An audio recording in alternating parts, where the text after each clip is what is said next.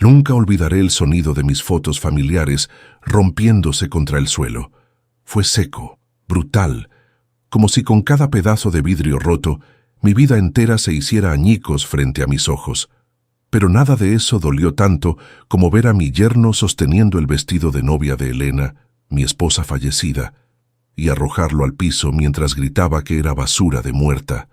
Intenté proteger esa caja, lo único sagrado que me quedaba de ella, pero Marcos me empujó con violencia. Caí sobre mis propias rodillas, mientras mi hija Natalia cerraba las cortinas para no verme más. ¿Has oído a mi marido, papá? Vete, dijo con una voz que jamás olvidaré. Y entonces él, ese hombre que alguna vez llamó suegro con respeto, comenzó a rasgar las fotografías de Elena, pisoteando cada pedazo con sus zapatos caros. Esto es para recordarte quién manda aquí, dijo antes de agarrarme del brazo y arrastrarme hacia la puerta. El dolor físico no fue nada comparado con el otro, con ese que se clava por dentro, en lo más profundo del pecho. Antes de continuar, suscríbete y activa la campanita porque cada día publicamos nuevas historias. Deja tu like y cuéntanos en los comentarios desde qué ciudad y país nos ves. Me quedé en el suelo del porche, mirando los pedazos del vestido de Elena regados por la entrada, sin entender cómo había llegado a ese punto. Había construido esa casa con mis propias manos ladrillo por ladrillo. Había criado a Natalia sola después de que Elena enfermara. Había trabajado en 2 obras de construcción durante años para pagarle la universidad. Y aún así, allí estaba, tirado como un trapo viejo mientras mi hija cerraba las cortinas para no verme más.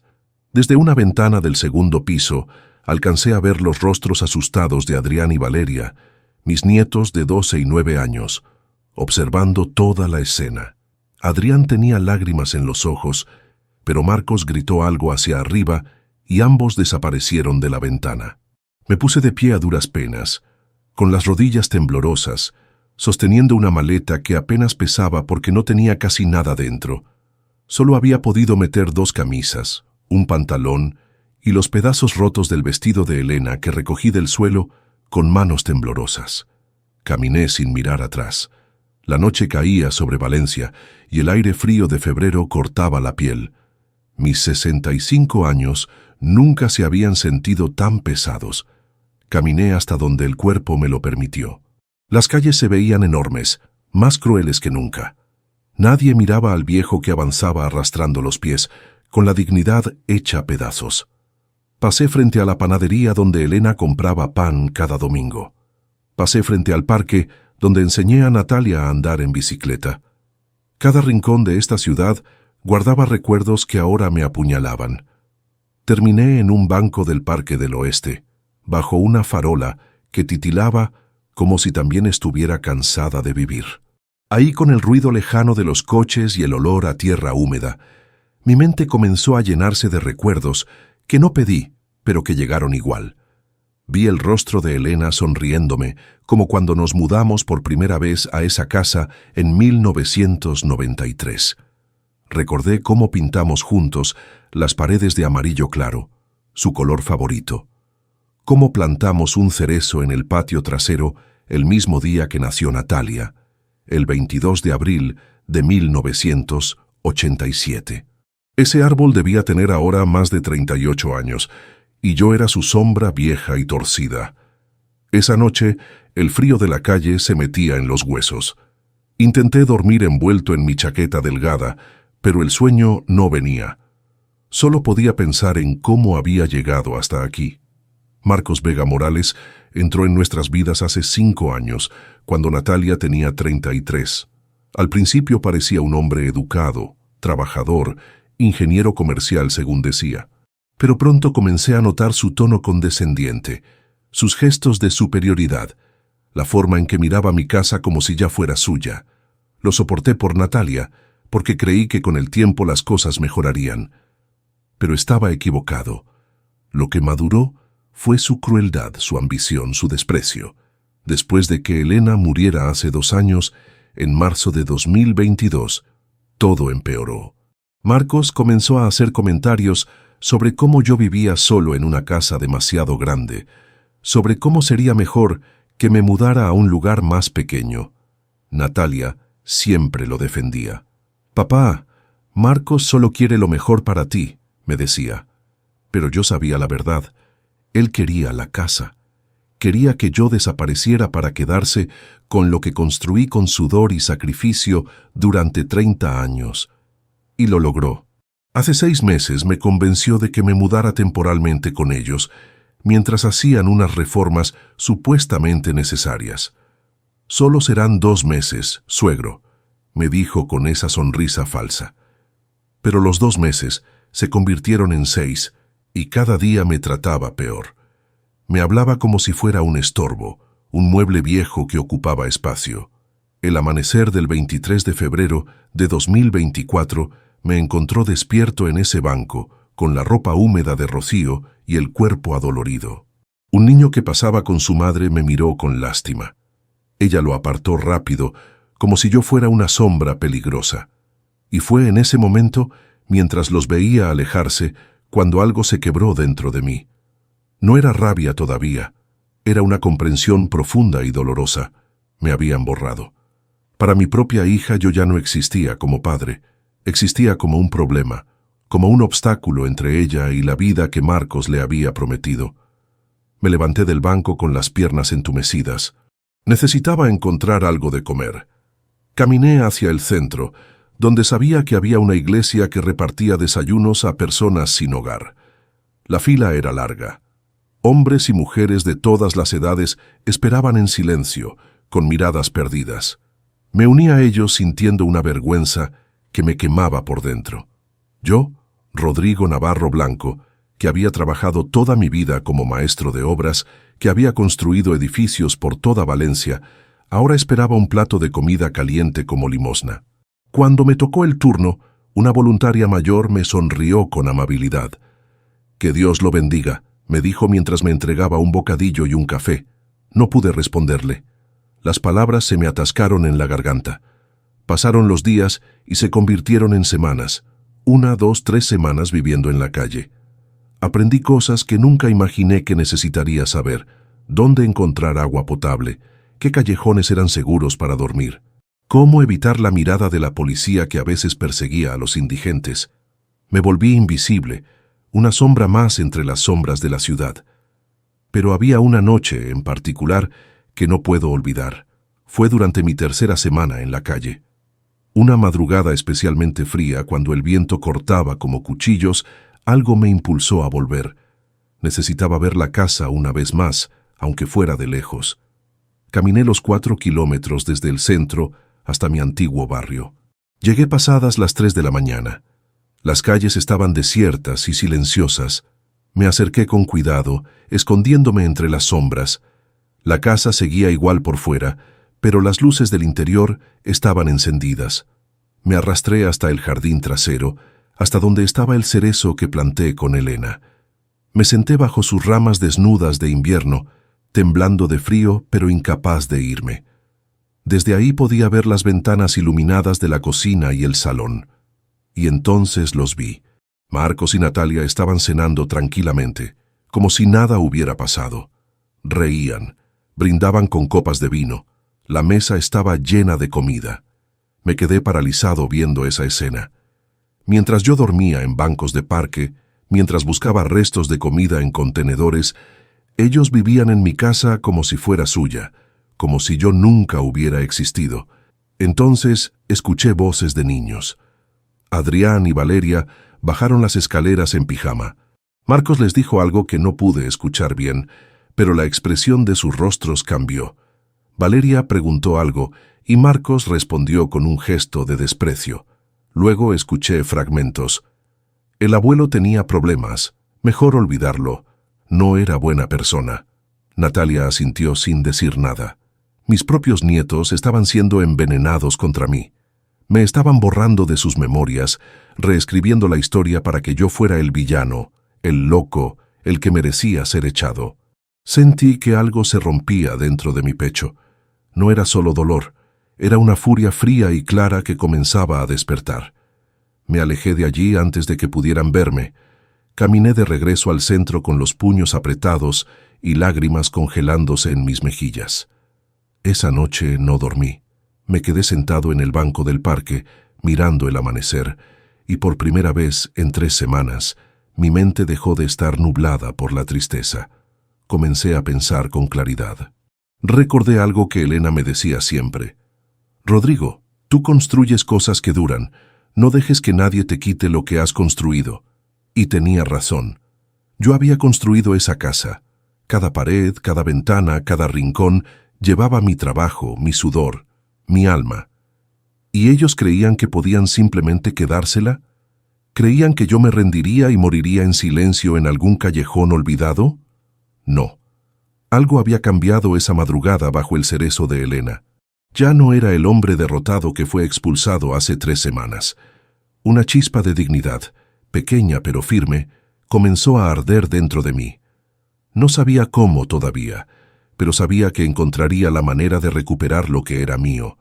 No por venganza, sino por justicia, por respeto a Elena, a los años de trabajo, a todo lo que había sacrificado. Me puse de pie cuando el sol comenzó a calentar tímidamente. Mis piernas temblaban de frío y hambre, pero di el primer paso hacia adelante. No sabía qué vendría después, pero por primera vez en semanas sentí algo parecido a la esperanza. Y esa esperanza tenía un nombre: dignidad. El hambre es algo extraño. Los primeros días te devora por dentro, te hace pensar solo en comida, te quita el sueño. Pero después de la segunda semana, el cuerpo se resigna. Deja de doler tanto y empieza a entumecerse, como si se preparara para apagarse lentamente. Yo había llegado a ese punto. Mis pantalones colgaban sueltos de mi cintura. Mis manos temblaban constantemente.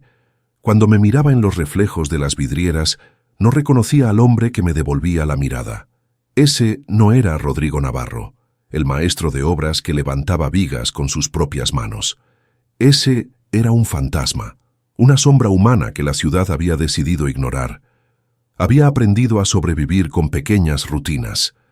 Cada mañana iba a la iglesia de San Miguel, donde repartían pan y café caliente. Después caminaba hasta la biblioteca municipal, donde podía pasar algunas horas al calor, fingiendo leer periódicos viejos mientras mi cuerpo se recuperaba del frío nocturno. Los bibliotecarios me miraban con lástima, pero me dejaban quedarme hasta las 6 de la tarde, cuando cerraban. Luego vagaba por las calles hasta encontrar algún sitio relativamente seguro para pasar la noche. Algunos días rebuscaba en los contenedores detrás de los restaurantes. La vergüenza inicial se había convertido en pura necesidad. Encontré medio bocadillo una vez y lloré de gratitud antes de comérmelo. Pero las noches eran lo peor. No por el frío ni por el hambre, sino por los recuerdos que llegaban sin avisar. Recordaba la primera vez que cargué a Natalia recién nacida en el hospital. Pesaba solo 3 kilos y 200 gramos y cabía perfecta en mis brazos. Elena me había mirado con esos ojos cansados pero felices y me había dicho que yo sería un padre maravilloso. Y lo intenté. Dios sabe que lo intenté con cada fibra de mi ser. Cuando Natalia tenía 5 años y se cayó de la bicicleta, yo la llevé en brazos hasta el hospital con la rodilla sangrando. Cuando tenía 15 y su primer novio la dejó llorando, me quedé despierto toda la noche en el pasillo escuchando sus sollozos, sin saber cómo consolarla, pero estando ahí de todas formas. Cuando Elena enfermó de cáncer en 2019, trabajé turnos dobles en 3 obras diferentes para pagar los tratamientos que el seguro no cubría. Vendí mi camioneta, empeñé las herramientas de mi padre, hice todo lo humanamente posible por salvarla, pero no fue suficiente. Elena murió un 13 de marzo de 2022, con las primeras flores de primavera brotando en el cerezo del jardín. Natalia lloró en mi hombro durante horas ese día. Me dijo que yo era su roca, su único apoyo. ¿Cómo pasamos de eso a esto? ¿Cómo una hija que una vez me llamó su héroe ahora cerraba las cortinas para no verme morir en la calle? La respuesta siempre volvía al mismo nombre: Marcos Vega Morales.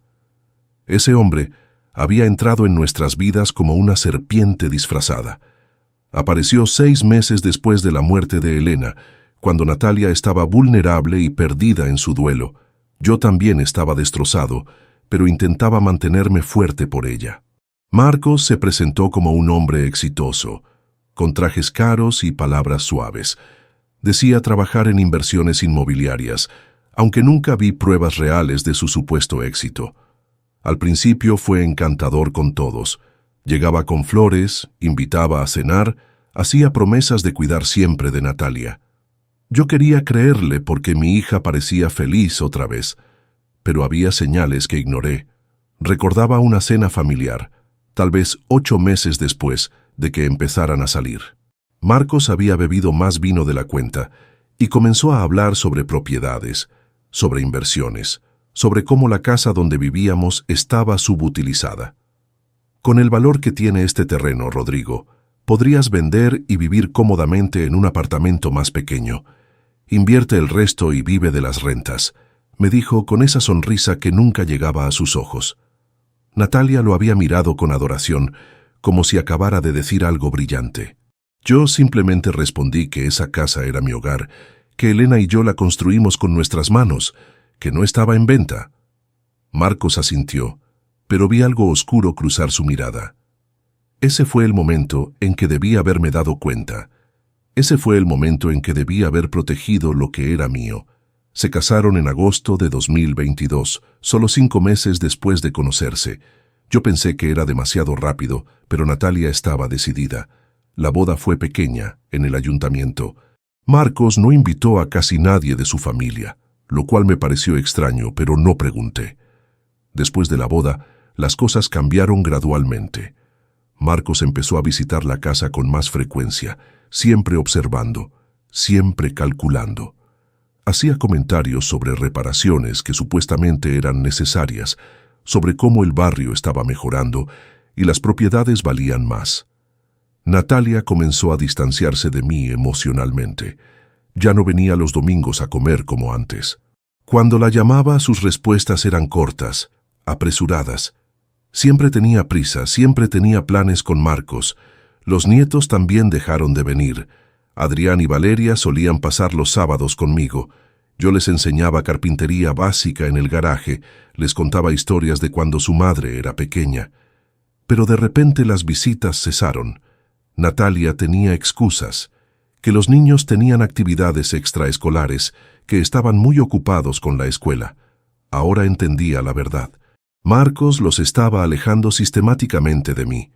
Estaba construyendo un muro entre mi familia y yo, ladrillo por ladrillo, hasta que pudiera echarme sin que nadie protestara. Y funcionó perfectamente. Una tarde, durante mi 4ª semana en la calle, algo inesperado sucedió. Estaba sentado en mi banco habitual del Parque del Oeste, observando a las palomas pelear por migajas de pan, cuando escuché una voz que no había oído en décadas. ¿Rodrigo? ¿Rodrigo Navarro? Levanté la vista y vi a un hombre de unos 60 años, bien vestido, con un abrigo de lana gris y gafas de marco dorado. Tardé unos segundos en ubicarlo. El rostro me resultaba vagamente familiar, pero mi mente hambrienta no procesaba bien. Él se acercó más, estudiándome con una mezcla de sorpresa y horror creciente. Dios mío, eres tú. Rodrigo, ¿qué te ha pasado? Entonces lo reconocí. Tomás Iglesias Ramos. Habíamos trabajado juntos en obras de construcción hace más de 40 años, cuando ambos éramos veinteañeros llenos de energía y sueños. Tomás había sido peón de obra como yo, pero siempre fue inteligente, ambicioso. Dejó la construcción para estudiar Derecho por las noches mientras trabajaba de día. Perdimos el contacto hace décadas, cuando nuestras vidas tomaron caminos diferentes. Yo me quedé construyendo edificios. Él construyó una carrera como abogado. Y ahora estaba frente a mí, mirándome con una expresión que mezclaba incredulidad y compasión. No supe qué decir. La vergüenza me ahogaba. Intenté levantarme, murmurar alguna excusa y alejarme, pero mis piernas no respondieron bien. Tomás me sujetó del brazo. «Espera, espera, no te vayas, por favor, cuéntame qué ha pasado». Había algo en su voz, una sinceridad que no había escuchado en semanas, que quebró la pared que había construido alrededor de mis emociones. Me derrumbé. Allí mismo, en ese banco del parque, le conté todo. Las palabras salían atropelladas, mezcladas con lágrimas que ya no podía contener. Le hablé de Elena, de su muerte, de Marcos, de cómo me había manipulado, de la expulsión brutal, del vestido de novia destruido, de las semanas durmiendo en la calle. Le conté cómo había visto a mis nietos siendo envenenados contra mí, cómo mi propia hija me había abandonado. Tomás escuchó en silencio, su expresión volviéndose más sombría con cada detalle. Cuando terminé estaba temblando. No sabía si era por el frío, por el hambre o por la liberación de finalmente haber compartido mi historia con alguien. Tomás no dijo nada durante un largo momento. Luego se quitó su abrigo y me lo puso sobre los hombros. «Viejo amigo, esto no puede seguir así. Vienes conmigo ahora mismo». Intenté protestar débilmente, pero él no aceptó ninguna negativa. Me llevó hasta su coche, un Mercedes negro estacionado a pocas calles, y me ayudó a subir. El interior olía a cuero nuevo y café. Hacía tanto tiempo que no me sentaba en algo cómodo, que casi olvidé cómo se sentía. Tomás condujo en silencio a través de la ciudad hasta un barrio residencial elegante que no reconocí. Se detuvo frente a una casa de 2 plantas con jardín bien cuidado. «Esta es mi casa», dijo simplemente. «Vas a quedarte aquí hasta que resolvamos este desastre». Su esposa, una mujer amable llamada Patricia, no hizo preguntas cuando Tomás me presentó. Simplemente me sonrió con calidez y me llevó a un baño donde me ofreció toallas limpias y ropa de su marido. «Tómate tu tiempo», me dijo antes de cerrar la puerta suavemente. Me miré en el espejo del baño y casi no reconocí al hombre que me devolvía la mirada. Tenía el rostro demacrado, los ojos hundidos, la barba crecida y descuidada. Parecía tener 80 años en lugar de 65. Me duché durante casi media hora, dejando que el agua caliente lavara no solo la suciedad, sino también algo del dolor acumulado. Cuando salí, Patricia había preparado sopa caliente y pan. Me senté a la mesa intentando comer despacio, pero mi cuerpo hambriento quería devorar todo de inmediato. Esa noche dormí en una cama por primera vez en casi un mes.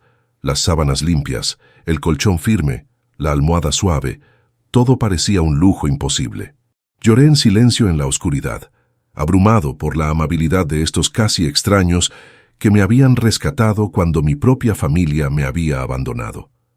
A la mañana siguiente, Tomás y yo nos sentamos en su estudio. Él había sacado papeles legales, notas, una grabadora.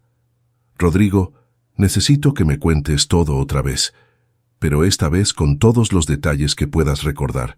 Fechas, nombres completos, direcciones, todo». Pasamos horas repasando mi historia. Tomás tomaba notas meticulosas, hacía preguntas específicas sobre la casa, sobre cuándo y cómo Marcos me había convencido de mudarme temporalmente con ellos, sobre si había firmado algún documento. Entonces llegó la pregunta crucial. «Rodrigo, la casa donde vivías, ¿alguna vez transferiste la propiedad legalmente a tu hija o a tu yerno?» Negué con la cabeza. «Nunca». Marcos insistía en que lo hiciera. Decía que era por temas de herencia, que sería más fácil para Natalia cuando yo muriera. Pero siempre encontraba excusas para posponerlo. Algo en mi interior me decía que no lo hiciera. Tomás se reclinó en su silla con una expresión que no pude descifrar. «Rodrigo, eso significa que legalmente esa casa sigue siendo tuya. Ellos están viviendo en tu propiedad sin tu permiso. Acabas de darme la primera pieza del rompecabezas». Sentí un destello de algo que había olvidado. Esperanza. Los siguientes días en casa de Tomás fueron de recuperación lenta, pero constante. Patricia cocinaba comidas nutritivas que mi estómago encogido apenas podía tolerar al principio. Sopa de verduras, puré de patatas, pescado al vapor, porciones pequeñas varias veces al día. Mi cuerpo comenzó a responder. Las manos dejaron de temblarme tanto. El color volvió gradualmente a mi rostro, pero la recuperación física era solo una parte. Tomás me había dado algo más valioso, un propósito. Cada tarde nos sentábamos en su estudio y él me explicaba la situación legal con paciencia infinita. No era solo que la casa siguiera a mi nombre. Había descubierto algo más, algo que cambiaría todo. Tomás había contactado discretamente a un investigador privado, un antiguo cliente suyo, para rastrear los movimientos financieros de Marcos Vega Morales. Lo que encontraron fue devastador. Marcos había estado usando mi casa, la casa que legalmente era mía, como garantía para obtener préstamos de prestamistas privados poco escrupulosos. Había documentos falsificados, firmas que supuestamente eran mías, pero que claramente no lo eran. En total, Marcos había acumulado deudas por 120.000 euros usando una propiedad que nunca fue suya. Esto es fraude patrimonial, me explicó Tomás con voz seria. Falsificación de documentos, estafa, son delitos graves. Este hombre no solo te echó de tu casa, Rodrigo, te ha estado robando sistemáticamente. La revelación me dejó aturdido. Durante todos estos meses había pensado que Marcos simplemente era un yerno ambicioso y cruel, pero esto era diferente. Esto era criminal. ¿Qué podemos hacer?, pregunté con voz temblorosa. Tomás se inclinó hacia adelante, con esa mirada afilada que recordaba de cuando éramos jóvenes, y él siempre tenía un plan. Podemos hacer justicia, pero tiene que ser meticuloso, legal, irreprochable. Vamos a recuperar tu casa y vamos a exponer a ese hombre por lo que realmente es.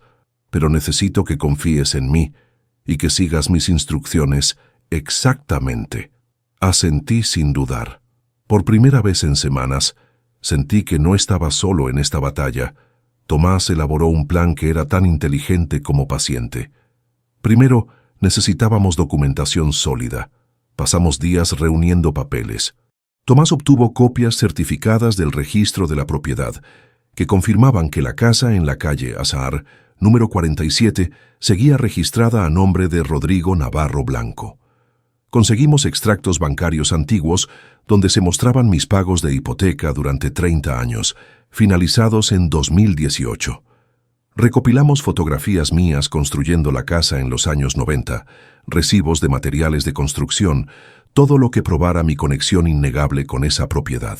Era como reconstruir mi vida entera en papel. Mientras tanto, el investigador privado continuaba su trabajo silencioso. Descubrió que Marcos había tomado prestados 60.000 euros de un prestamista llamado Esteban Ortiz en septiembre de 2023, usando documentos falsificados que mostraban la casa como garantía. Otros 45.000 de otra entidad financiera irregular en diciembre del mismo año. Y recientemente, en enero de 2024, había intentado obtener 15.000 más de un tercero. Todos estos prestamistas operaban en zonas grises legales, gente que no hacía las verificaciones adecuadas porque les convenía no hacerlas. Pero aún así, el fraude era evidente. Las firmas en los documentos supuestamente míos no coincidían con mi firma real. Un perito calígrafo lo podría confirmar en minutos. Pero Tomás quería algo más que simplemente recuperar la casa. Rodrigo, este hombre te humilló. Destruyó el vestido de tu esposa fallecida. Te arrastró a la calle como si fueras basura. Envenenó a tus nietos contra ti.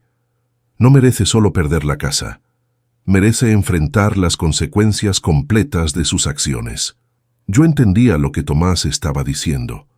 Parte de mí quería venganza, pero otra parte más profunda solo quería dignidad. Quería que Natalia viera la verdad. Quería que mis nietos supieran que su abuelo no era el hombre malo que Marcos les había pintado.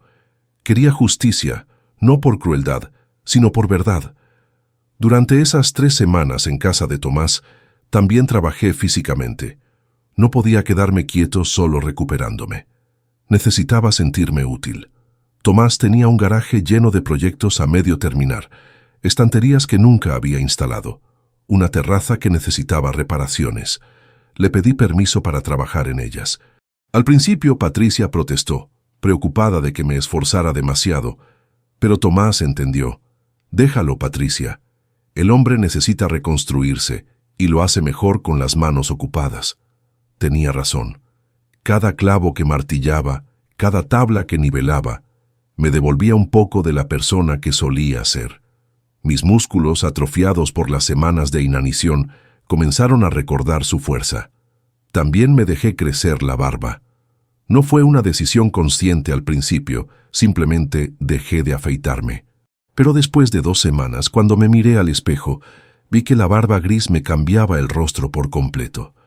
Me hacía parecer diferente, casi irreconocible del hombre demacrado que había sido rescatado del parque. Tomás lo notó también.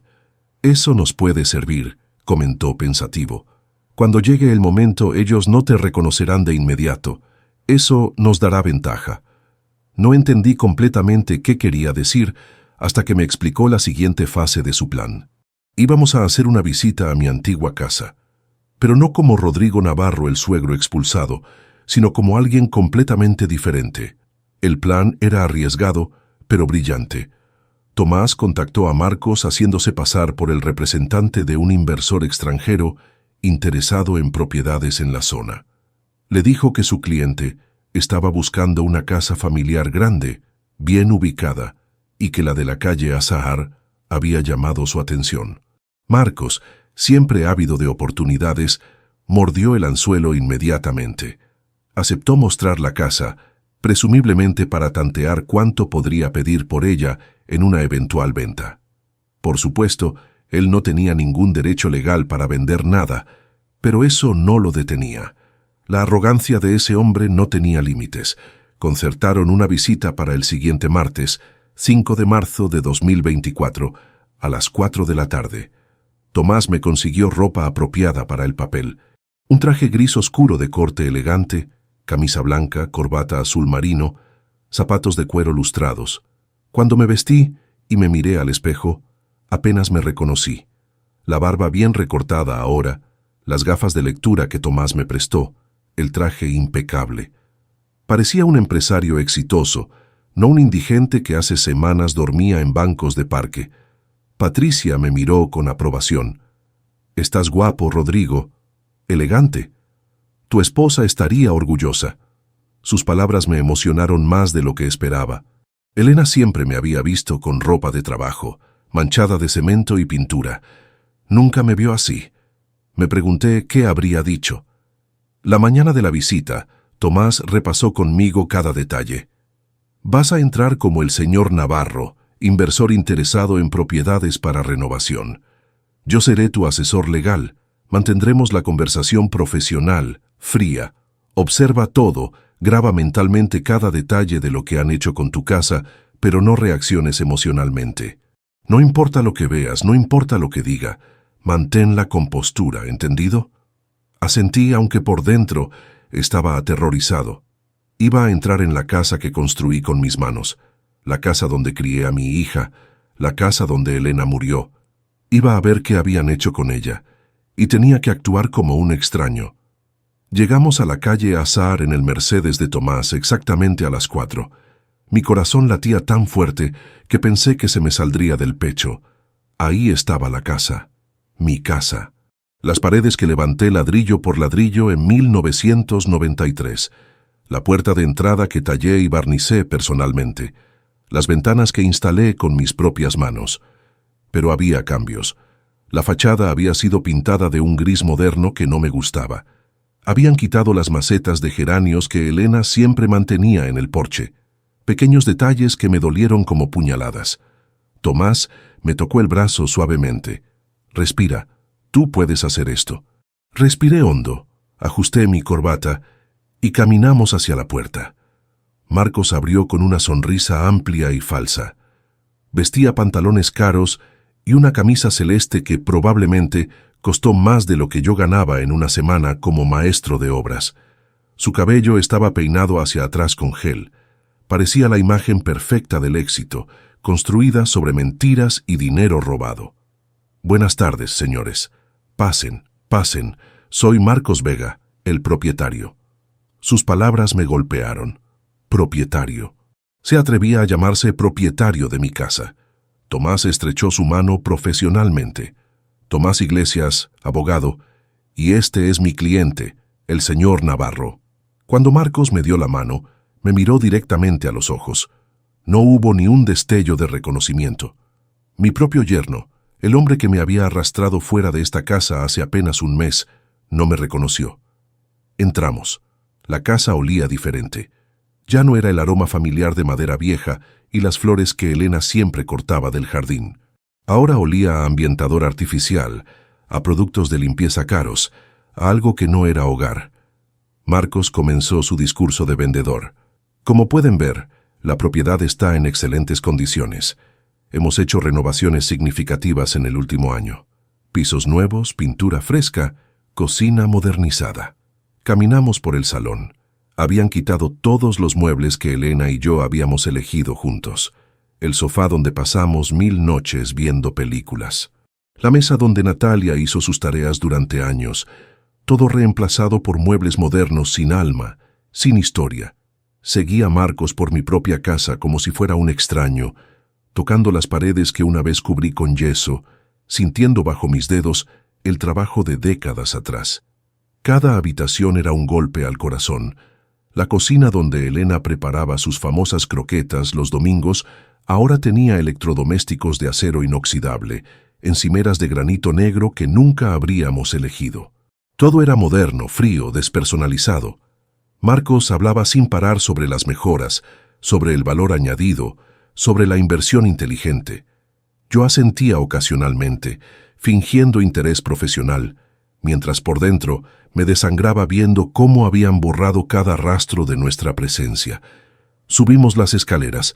Recordaba haber instalado esos peldaños uno por uno, asegurándome de que fueran seguros para que Natalia pudiera subir y bajar sin peligro cuando era pequeña. En el tercer escalón desde arriba, ella había grabado sus iniciales con un clavo cuando tenía 8 años. Me enfadé ese día, pero Elena me convenció de dejarlo como recuerdo. Busqué discretamente esa marca. Seguía ahí, aunque apenas visible bajo la nueva capa de barniz. Al menos algo permanecía. Marcos nos mostró el primer dormitorio, que ahora era una habitación de invitados impersonal. Luego el segundo, donde Adrián y Valeria tenían sus cosas. Vi fotos de mis nietos en las paredes, sonriendo en playas que no reconocí, en parques de atracciones donde nunca los llevé. Una vida que continuó sin mí, pero nada me preparó para lo que vi cuando Marcos abrió la puerta del dormitorio principal.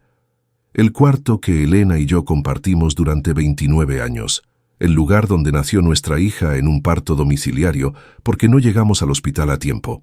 El cuarto donde Elena pasó sus últimos meses cuando el cáncer la dejó demasiado débil para bajar las escaleras. Ese espacio sagrado, ese santuario de memorias, había sido transformado en una oficina. Escritorio de vidrio, sillas de diseño, estanterías llenas de libros que probablemente nunca había leído. Las paredes pintadas de gris acero. Nada, absolutamente nada quedaba de Elena. Ni una fotografía, ni un recuerdo. Nada. Marcos entró orgulloso en el espacio. Esta era la habitación principal, pero francamente el diseño antiguo era deprimente.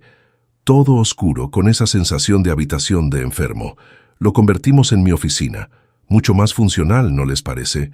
La luz natural es excelente para trabajar. Sus palabras flotaban a mi alrededor como cuchillos. Habitación de enfermo. Elena había muerto aquí. Había pasado sus últimos días aquí, con las ventanas abiertas para que pudiera ver su cerezo florecer una última vez. Y este hombre lo llamaba deprimente. Sentí que mis manos se cerraban en puños. La mandíbula se me tensó tanto que dolía. Tomás debe haberlo notado porque me tocó el brazo discretamente, un recordatorio silencioso de mantener la compostura. Respiré profundo. Interesante elección de renovación, logré decir con voz sorprendentemente calmada. Tomás intervino profesionalmente, haciendo preguntas sobre permisos de obra, sobre certificaciones, desviando la atención mientras yo recuperaba el control. Bajamos de nuevo. Marcos nos llevó al jardín trasero por la puerta de la cocina, y ahí estaba, el cerezo, mi cerezo, el árbol que planté con Elena el día que nació Natalia, el 23 de abril de 1987. Ahora era enorme, sus ramas extendiéndose amplias y fuertes. Aunque era marzo y aún no tenía flores, los brotes estaban ahí, prometiendo la explosión de rosa pálido que llegaría en pocas semanas. Era lo único en toda la propiedad que seguía siendo exactamente como lo recordaba. Intocado, permanente, testigo silencioso de todo. Me acerqué al árbol sin pensar, mi mano tocando la corteza rugosa. Marcos continuaba hablando sobre el jardín, sobre posibilidades de ampliación, sobre cómo ese árbol viejo probablemente debería talarse para hacer espacio. Ocupa mucho sitio y las raíces pueden dañar los cimientos, comentó con indiferencia. Quería gritar. Quería agarrarlo del cuello y sacudirlo hasta que entendiera lo que ese árbol significaba. Pero en lugar de eso, acaricié la corteza suavemente, como si le pidiera perdón silencioso al árbol por no haber podido protegerlo. Tomás rápidamente dirigió la conversación hacia temas técnicos, preguntando sobre sistemas de riego, sobre el mantenimiento del jardín, dándome tiempo para recomponerme. Entonces, escuché una voz femenina desde la casa. «Marcos, ¿sigues ahí? Voy a salir a recoger a los niños». Natalia, mi hija. Se me detuvo el corazón. Apareció en la puerta del jardín con el teléfono en la mano, escribiendo un mensaje sin mirar hacia donde estábamos. Llevaba ropa elegante, maquillaje perfecto, el cabello recogido en un moño que la hacía parecer mayor. Era mi pequeña Natalia, pero también una extraña que no reconocía del todo. «Ah, perdona, no sabía que tenías visita», dijo distraídamente cuando finalmente levantó la vista. Marcos la presentó. «Mi esposa, Natalia». «Cariño, estos señores están interesados en la propiedad». Ella nos saludó con una sonrisa educada pero vacía, sin realmente mirarnos. Me quedé paralizado bajo la sombra del cerezo, a apenas 5 metros de mi hija. Ella me miró por un segundo, 2. Sus ojos pasaron sobre mí sin reconocimiento alguno. La barba, las gafas, el traje, habían hecho su trabajo demasiado bien. Su propio padre estaba frente a ella y no tenía idea. «Encantada», dijo mecánicamente antes de volver su atención al teléfono. «Llegaré tarde si no salgo ya. Marcos, recuerda que cenamos con los Martínez esta noche». Él asintió, despidiéndola con un gesto de la mano. Natalia se fue, sus tacones repiqueteando en el suelo de la cocina, la puerta del garaje abriéndose, el coche arrancando. Se fue. Ni siquiera una segunda mirada. El dolor fue peor que cualquier golpe físico que Marcos me hubiera dado. Terminamos el recorrido poco después. Marcos nos dio folletos impresos con información de la propiedad, fotografías profesionales, números de contacto. Todo meticulosamente preparado para una venta que él no tenía ningún derecho legal de realizar. Nos acompañó a la puerta con esa sonrisa de vendedor, estrechando manos otra vez. «Espero sus noticias pronto. Esta propiedad no durará mucho en el mercado», dijo con confianza absoluta. Tomás respondió con la vaguedad profesional apropiada, prometiendo estar en contacto tras consultar con su cliente. Caminamos hacia el coche sin apresurarnos. Solo cuando estuvimos dentro con las puertas cerradas, solo cuando Tomás arrancó y doblamos la esquina alejándonos de la calle Azahar, solo entonces me permití derrumbarme. Las lágrimas vinieron violentas, incontrolables. Todo el dolor reprimido durante la visita salió como una inundación. Tomás condujo en silencio, dejándome liberar todo, hasta que finalmente se detuvo en un parque alejado. «Llora todo lo que necesites, amigo. Lo que acabas de hacer requirió un coraje inmenso». Pero no se sentía como coraje, se sentía como tortura autoimpuesta. Ver mi casa violada así, cada recuerdo de Elena borrado, cada huella de nuestra vida juntos pintada, renovada, eliminada, y Natalia, mi niña, mirándome sin verme. El árbol de Elena era lo único que permanecía real, lo único que recordaba quiénes éramos, y Marcos quería talarlo. Por supuesto que quería talarlo. Quería borrar hasta el último rastro de nosotros. Cuando finalmente pude hablar, mi voz sonaba rota. Convirtió nuestro dormitorio en su oficina, Tomás, el lugar donde Elena murió, donde nació Natalia. Lo llamó deprimente. Tomás apretó el volante con fuerza. Lo sé, lo escuché. Ese hombre no tiene alma, Rodrigo. Pero escúchame bien. Dentro de 3 días, le vamos a enseñar algo que nunca olvidará. Dentro de 3 días, toda su farsa se desmoronará. Solo tienes que aguantar un poco más. Asentí, limpiándome las lágrimas con el dorso de la mano. Tomás tenía razón. Esto no era el final. Era apenas el comienzo del verdadero enfrentamiento. Habíamos recopilado información valiosa. Habíamos confirmado que Marcos se creía completamente intocable, que estaba intentando vender una propiedad que no era suya. Eso era evidencia adicional de fraude. Durante los siguientes 3 días, Tomás trabajó incansablemente. Presentó toda nuestra documentación ante un juez, solicitando una orden de reintegración de posesión urgente basada en el fraude evidente y en mi condición de propietario legal despojado violentamente de mi hogar. Adjuntó las pruebas de los préstamos fraudulentos, los análisis grafológicos de las firmas falsificadas, testimonios de vecinos que confirmaron que yo había vivido allí durante décadas. El caso era sólido como una roca.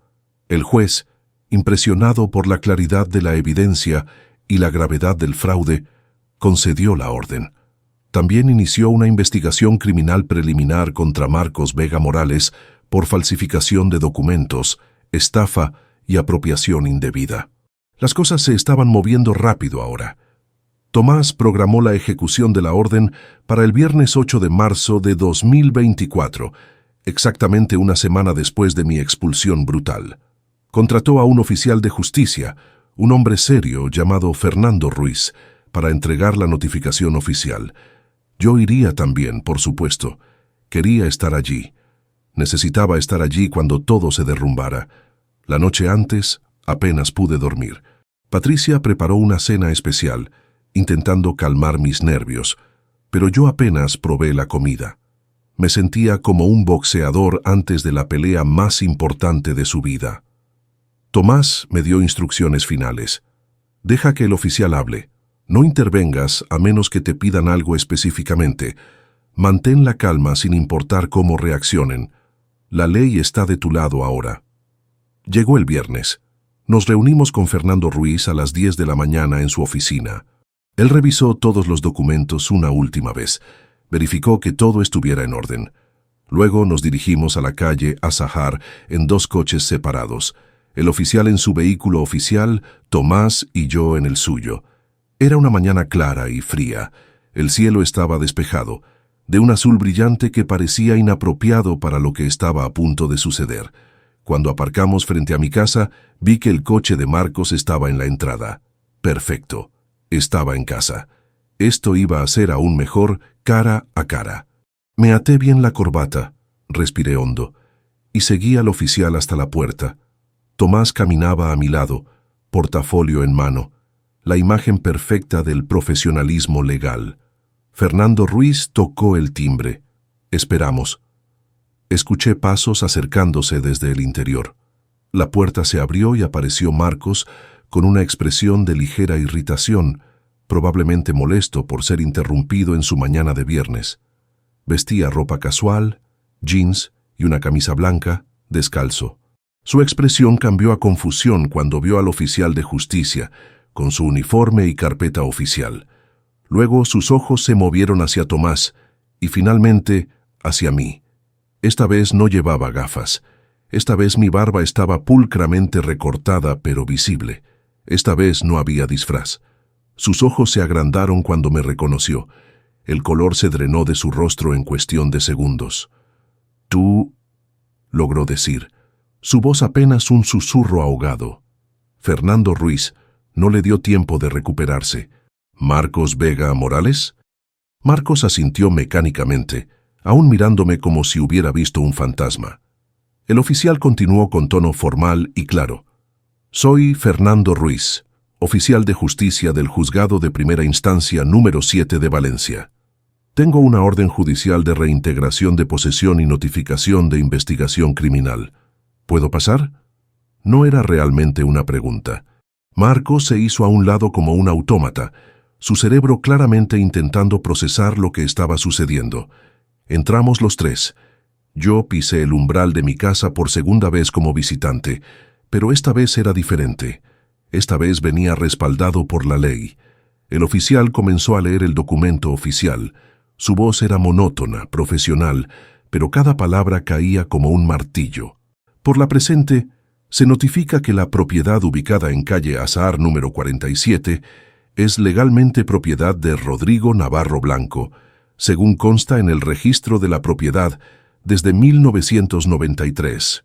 Se ha determinado que usted, Marcos Vega Morales, ha estado residiendo en dicha propiedad sin autorización legal del propietario y ha cometido presuntos delitos de falsificación de documentos y fraude patrimonial al utilizar la mencionada propiedad como garantía en préstamos por valor de 120.000 euros aproximadamente.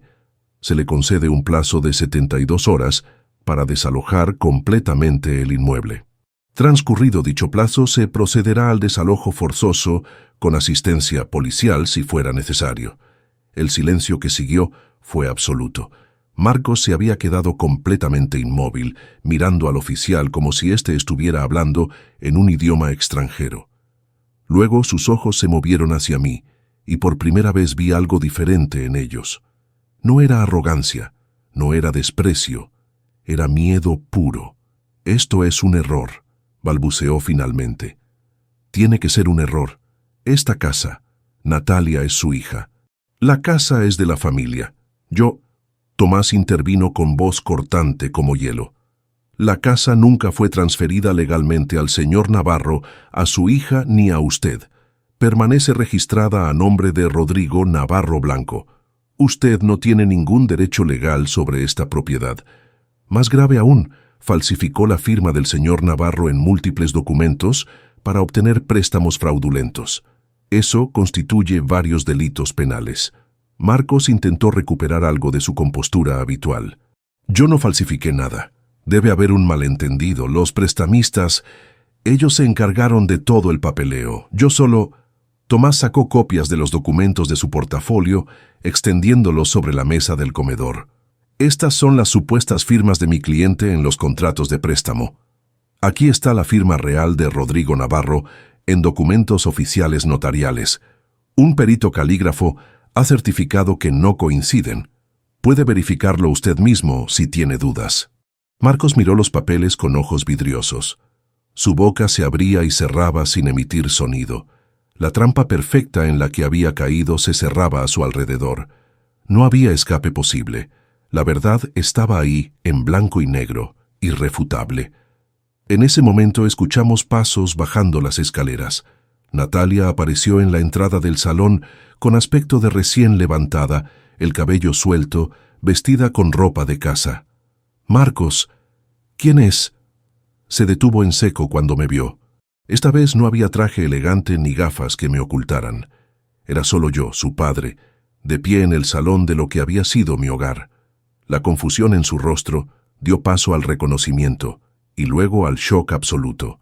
Sus ojos se movieron entre Marcos, el oficial, Tomás y yo intentando comprender. «¿Papá?». Su voz era pequeña, infantil, como cuando era niña y despertaba asustada de una pesadilla. Pero esta vez la pesadilla era real y ella había ayudado a crearla. Fernando Ruiz le extendió una copia de la orden judicial. «Señora Vega, usted también está siendo notificada. Tiene 72 horas para desalojar esta propiedad junto con su esposo». Natalia tomó el papel con manos temblorosas. Sus ojos lo recorrieron, leyendo las palabras una y otra vez, como si no pudieran ser reales. «No entiendo. La casa es...». Marcos dijo que... «Papá, ¿qué está pasando?». Me miró con esos ojos que conocía tan bien, los mismos ojos que me miraron con adoración cuando era pequeña, los mismos que me miraron con frialdad hace apenas un mes cuando me echó a la calle. Quise responder, pero mi garganta estaba cerrada. Las palabras no salían. Fue Tomás quien habló. «Lo que está pasando, señora, es que su esposo ha estado cometiendo fraude utilizando una propiedad que nunca fue suya. Esta casa pertenece legalmente a su padre y siempre le perteneció. Él fue expulsado violentamente de su propio hogar hace un mes. Vivió en la calle durante semanas y durante ese tiempo su esposo continuó usando esta propiedad ilegalmente, incluso intentó venderla». Cada palabra de Tomás era una bofetada de realidad. Natalia palideció tanto que pensé que se desmayaría. Se giró hacia Marcos con expresión de horror creciente. «Dime que no es verdad. Dime que no hiciste eso. Dijiste que papá había firmado papeles. Dijiste que todo era legal». Su voz subía de tono con cada frase, la histeria amenazando con tomar control. Marcos intentó acercarse a ella. «Natalia, escúchame. Podemos arreglar esto. Es un malentendido. Tu padre está confundido. Probablemente ese abogado lo está manipulando para...» No pudo terminar. Natalia retrocedió alejándose de él como si quemara. «No, no te atrevas. Mi padre no miente. Tú mentiste, sobre todo, desde el principio». Las piezas estaban encajando en su mente. Podía verlo en sus ojos. Todos aquellos meses de comentarios extraños, de presión para que me mudara, de alejamiento forzado entre ella y yo. Todo había sido manipulación calculada.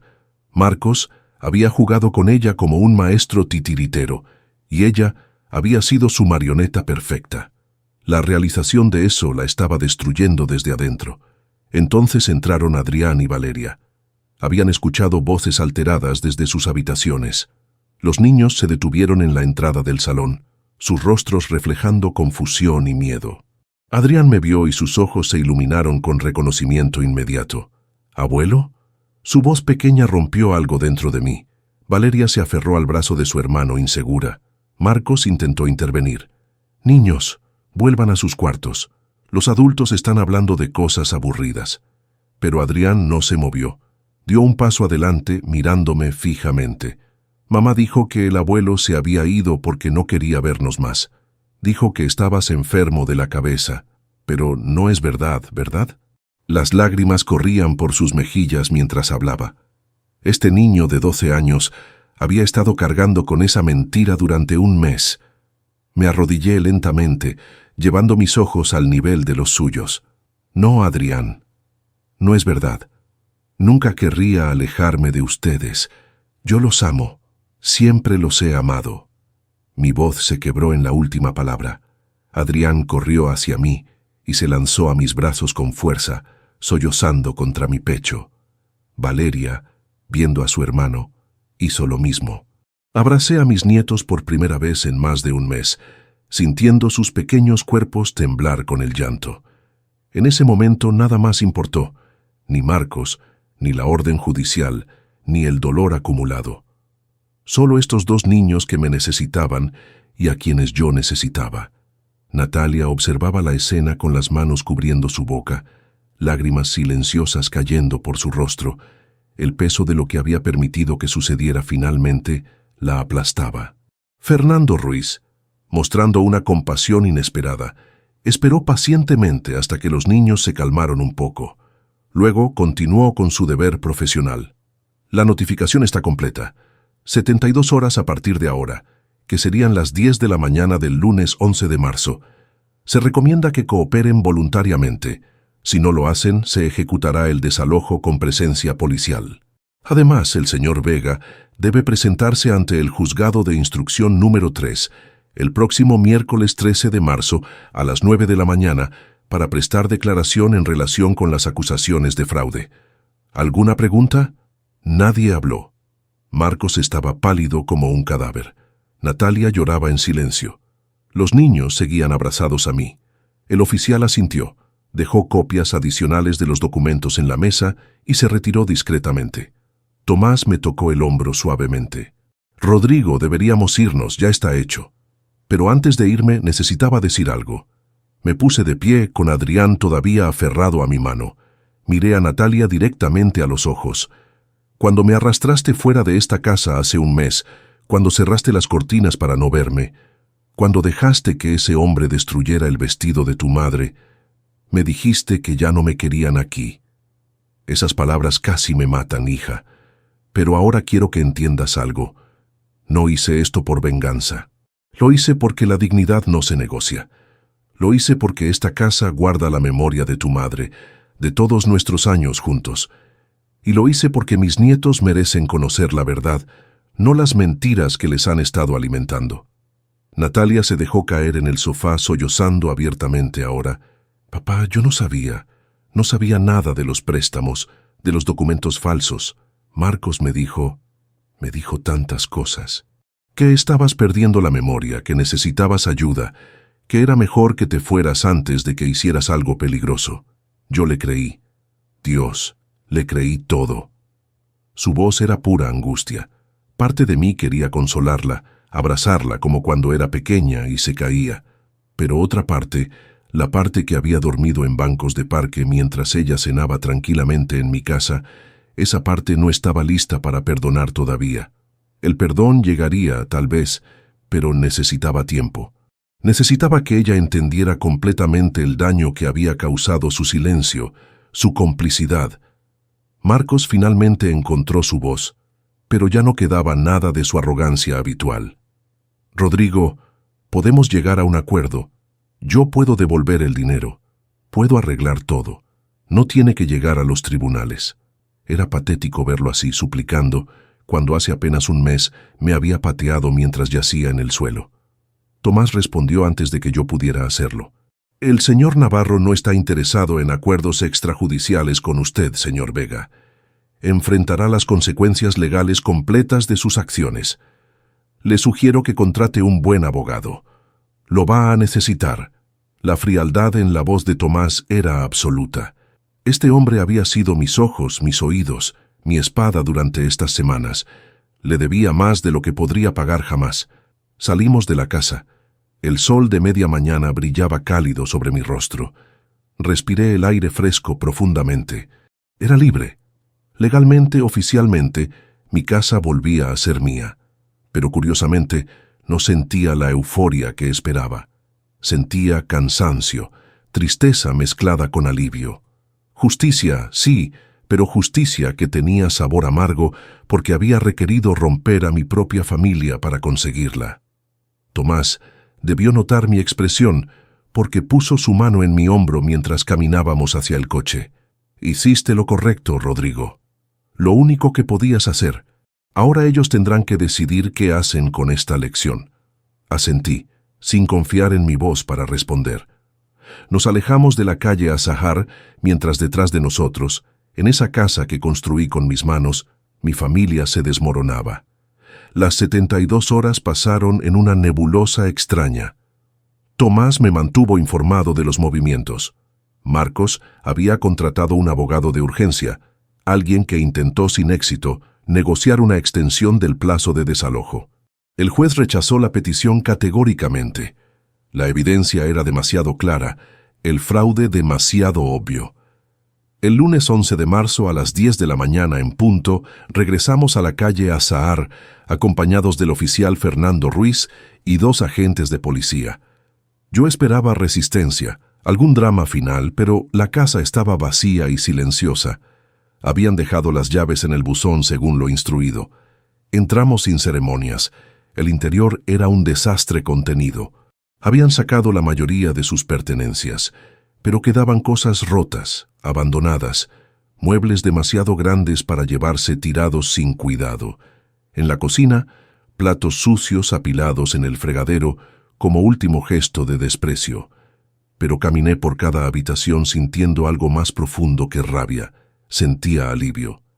Recuperar este espacio era recuperar parte de mi alma que creí perdida para siempre. Subí las escaleras lentamente, mis dedos rozando la barandilla tallada que instalé hace 30 años. En el dormitorio principal, el que Marcos había convertido en oficina, quedaba el escritorio de vidrio y la silla. Los libros se habían ido, las estanterías estaban vacías, las paredes grises me miraban desnudas. Me quedé allí largo rato, en ese cuarto donde Elena y yo compartimos tantos años. Recordé la última conversación que tuvimos antes de que el cáncer le robara la capacidad de hablar claramente. Fue en marzo de 2022, exactamente 2 años atrás. Ella estaba en la cama, débil, pero lúcida. Me tomó la mano con fuerza sorprendente y me dijo algo que no entendí entonces, pero que ahora resonaba con claridad dolorosa. Rodrigo, prométeme que no dejarás que nadie te quite lo que somos. Nuestra historia importa. Esta casa importa. Lucha por ella si tienes que hacerlo. En ese momento pensé que deliraba por la medicación, pero Elena siempre fue más sabia que yo. Tal vez había visto señales en Marcos que yo me negaba a aceptar. Tal vez sabía que vendría esta batalla. Bajé al jardín. El cerezo estaba comenzando a florecer, Pequeños brotes rosados se abrían tímidamente en las ramas. Me senté bajo su sombra, como había hecho incontables veces antes. Este árbol había visto todo. Había visto a Natalia dar sus primeros pasos en este mismo jardín. Había visto barbacoas familiares, risas, celebraciones. Había visto a Elena disfrutar de su último cumpleaños aquí, sentada exactamente donde yo estaba ahora, observando las flores. Y había visto mi expulsión brutal hace apenas 5 semanas. El árbol seguía en pie, imperturbable, permanente. Toqué su corteza rugosa con reverencia. «Lo logré, Elena», susurré. «Recuperé nuestra casa. Cumplí mi promesa». El viento movió las ramas suavemente, como una respuesta silenciosa. Los días siguientes fueron de limpieza y restauración. Patricia y Tomás vinieron a ayudar. Limpiamos cada rincón, quitamos el mobiliario que habían dejado, pintamos las paredes del dormitorio principal, devolviéndolas a su color original, un beige cálido que Elena había elegido. Encontré cajas en el sótano que Marcos no había descubierto o no le habían importado. Viejas fotografías, ropa de bebé de Natalia, recuerdos que creí perdidos para siempre. Lloré de rodillas en ese sótano polvoriento, abrazando una manta tejida a mano que Elena había hecho cuando esperábamos a Natalia. 38 años habían pasado, pero la lana todavía olía vagamente a su perfume. El miércoles 13 de marzo, Marcos se presentó ante el juez. No asistí a la audiencia, pero Tomás me informó de todo. Marcos se declaró inocente, alegando que los prestamistas habían falsificado los documentos sin su conocimiento. Su abogado argumentó que él había sido engañado también, que era otra víctima. Fue una defensa patética que el fiscal desmontó en minutos presentando mensajes de texto y correos electrónicos donde Marcos discutía abiertamente los préstamos con los prestamistas. El juez ordenó una investigación completa y fijó una fianza de 50.000 euros. Marcos no pudo pagarla. Pasó 2 noches en prisión preventiva antes de que alguien, no supe quién, reuniera el dinero para sacarlo. Tomás especulaba que habían sido los padres de Marcos, aunque nunca lo confirmamos. Durante ese tiempo no supe nada de Natalia. Ninguna llamada, ningún mensaje. El silencio era ensordecedor. Me preguntaba dónde estaría, cómo estarían los niños. Parte de mí quería buscarlos, asegurarme de que estuvieran bien, pero otra parte sabía que ella necesitaba procesar todo esto sola primero. Necesitaba enfrentar las consecuencias de sus decisiones, sentir el peso completo de haber elegido a Marcos sobre su propio padre. El perdón llegaría eventualmente, yo ya lo sabía, era mi hija, pero tenía que venir de ella. Tenía que ser ganado, no regalado. Pasaron 3 semanas más. Abril llegó con su explosión de vida. El cerezo floreció completamente, un manto de rosa pálido que cubría el jardín de belleza. Como cada año desde que Natalia nació. Una mañana temprano, cerca del final de abril, escuché mi teléfono sonar. Era un número desconocido. Dudé antes de contestar. La voz que escuché me heló la sangre y me la calentó simultáneamente. «¡Papá!». Era Natalia. Su voz sonaba rota, pequeña, perdida. «Papá, yo necesito hablar contigo, por favor». Hubo un largo silencio. Mi garganta se cerró. Las palabras que quería decir se atascaban. Finalmente, logré preguntar dónde estaba. «En el parque del oeste, donde solías traerme cuando era pequeña. ¿Puedes venir?». Podía escuchar el llanto apenas contenido en su voz. «Voy ahora», respondí simplemente. Colgué, tomé mi chaqueta y conduje hacia allá con el corazón latiendo dolorosamente fuerte.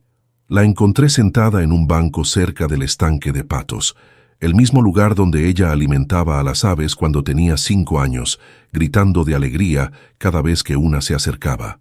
Ahora estaba encorvada, con ropa arrugada, el cabello sin peinar, sombras oscuras bajo sus ojos. Parecía haber envejecido 10 años en 5 semanas. Me senté a su lado sin decir nada.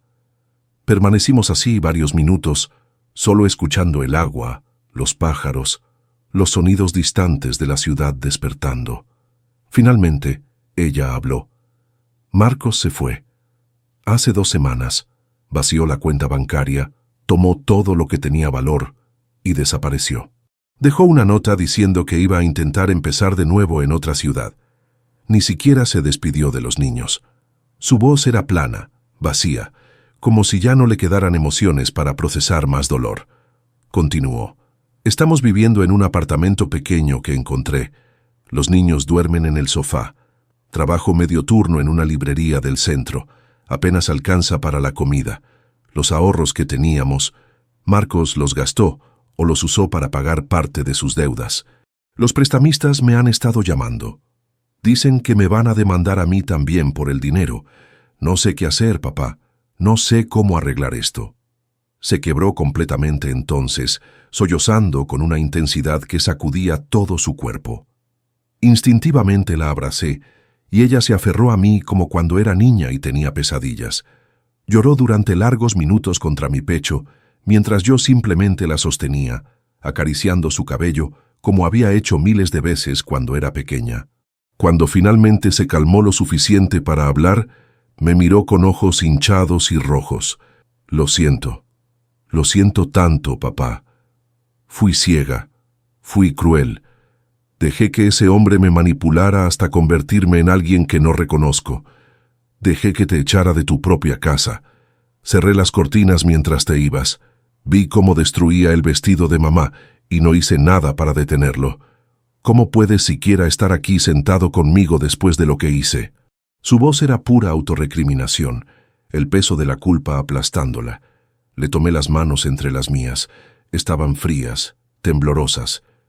Porque eres mi hija, Natalia.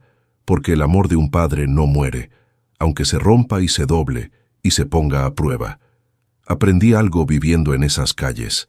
Aprendí que el rencor solo envenena al que lo lleva. Ya te perdoné. Sus ojos se agrandaron con incredulidad. ¿Cómo? ¿Cómo puedes perdonarme así? Respiré hondo antes de responder. Porque ya perdí demasiado. Perdí a Elena. Perdí un mes de mi vida durmiendo en bancos. Perdí la confianza en mi propia hija. No voy a perder también los años que nos quedan juntos aferrado a la ira. Pero necesito que entiendas algo. El perdón no borra lo que pasó. Todavía duele. Cada vez que recuerdo esa noche, cada vez que pienso en las semanas que pasé invisible para el mundo, duele. Pero elijo perdonarte porque la alternativa es peor. La alternativa es perderlos a ti y a mis nietos para siempre. Y eso no lo puedo soportar. Natalia lloró más fuerte, pero esta vez eran lágrimas diferentes. Lágrimas de liberación, de gratitud, de alivio profundo. Pasamos horas en ese banco, hablando. Ella me contó todo. Cómo Marcos había sido encantador al principio, pero gradualmente la había aislado de amigos, de familia, incluso de sus propios pensamientos. Cómo había usado su dolor por la muerte de Elena para insertarse en su vida. Cómo había sembrado dudas sobre mí con comentarios sutiles que crecieron hasta convertirse en falsedades completas. Me hizo creer que estabas enfermo, papá, que perdías la memoria, que veías cosas que no existían. Me convenció de que echarte era por tu propio bien, que necesitabas ayuda profesional que no querías aceptar. Y yo le creí porque quería creerle, porque era más fácil creerle que enfrentar que me había casado con un monstruo. La comprensión en sus palabras era dolorosa pero necesaria. Ella necesitaba decirlo todo, expulsar el veneno. Entonces me contó algo que no sabía. Después de mi expulsión, Adrián había preguntado por mí constantemente.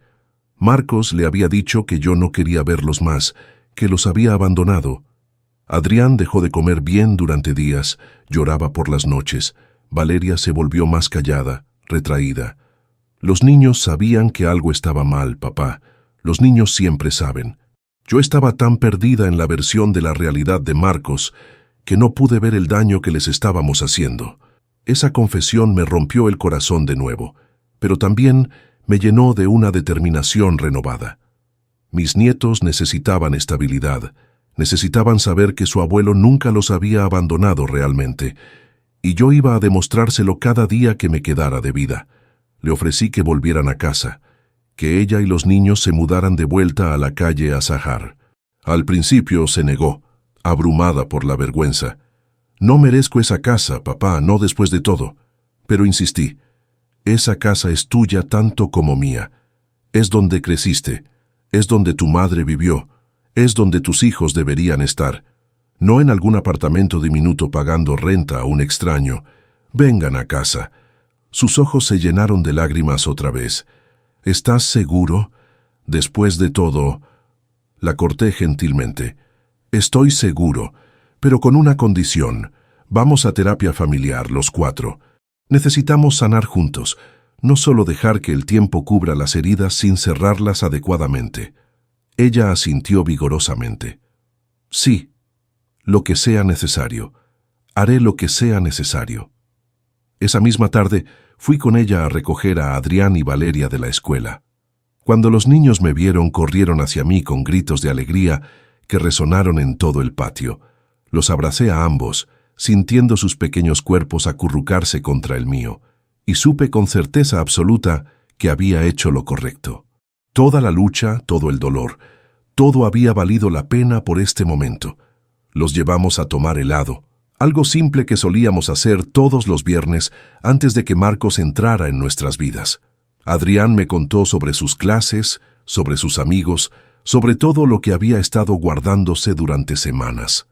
Valeria apenas se separaba de mi lado, su manita aferrada a la mía, como si temiera que desapareciera otra vez. Una semana después, Natalia y los niños se mudaron de vuelta a la casa. Llevaban tan pocas cosas que todo ocupó en mi coche viejo. Mientras desempacaban, encontré algo entre las cajas de Natalia, una carta en un sobre amarillento, con la letra inconfundible de Elena. «¿Qué es esto?», pregunté. Natalia se detuvo, palideciendo ligeramente. «La encontré hace unos días mientras organizaba cosas viejas que tenía guardadas. Es para ti, de mamá. No sé cuándo la escribió». Mis manos temblaron mientras abría el sobre cuidadosamente. La carta estaba fechada 2 de marzo de 2022, 11 días antes de su muerte. Elena sabía que le quedaba poco tiempo. Comencé a leer con el corazón en la garganta.